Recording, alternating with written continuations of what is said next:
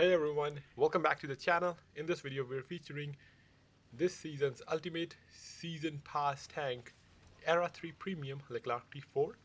And before wasting any time, let's get to it. So the map is Silvergarth, standard spawn, standard battle.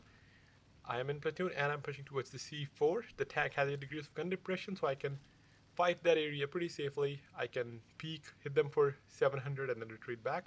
Tank has the standard shells because it's very high penetration and you make a lot of silver with this tank as well. I am running a ×2 silver booster as well, and you can see how much money I can make in this game, and still after all the economy changes.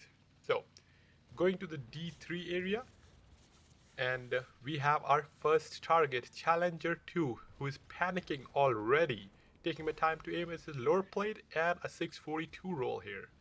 He seems to be still confident. He's realizing his mistake, going back. Another tank came to help him, but sometimes it's better to just help yourself, and now he ended up getting tracked. T72 BM. Reloaded again, and since that tank doesn't have any gun depression, I was able to put another shot into him and set him on fire. And this time 640 comes. He didn't realize the mistake BM made, and now he's tracked. And while I'm penning his track wheel and tracking him in place, he does throw smoke though. I never use smoke in my heavy tanks, but I guess they can be useful in these sort of situations when you're tracked to slow down the push. 4,000 damage already. We are losing by one tank, but that does not matter because Leclerc T4 is on fire in this game. Another shot into 640, he's down to one shot, and now the corridor will be kind of ramming into each other because there's not enough space and everyone's hungry for damage. Why would they not be? Whenever the situation is like a huge overmatch 1v4, everyone just kind of ended up ramming each other. Not intentionally, but everyone wants a piece of that damage. Another shot into Challenger to lower plate, and another smoke. Doesn't matter, just driving through the smoke.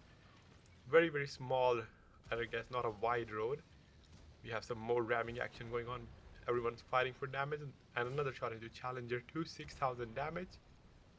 And now started our way to do some damage to the enemy team that are, all of them are kind of a G8 area or surrounding areas. Put a shot into Jaguar. They are currently winning and they could cap the base if they wanted, but I didn't really want to go chase them up close, so decided to use the sniping capability of this tank. We had a little bit of brawling experience early on. The tank is very good at sniping as well because of the absolute amazing shell velocity. Put 2 shot into Leclerc, the regular one, not the premium. Also keep in mind this tank is a mid-tier tank. So decent result, or very, very decent result for this tank. And the highest so far. Another shot into Topol. Looking for another shot if I can get into him. I missed, however, he didn't. I was thinking at this point maybe I should have been peeking from G3 instead of G4, so I don't get spotted, as I was getting spotted again and again. At 8,000 damage, scores close. I was hoping probably I can get like a 12-13,000 damage game. Would be pretty happy with that.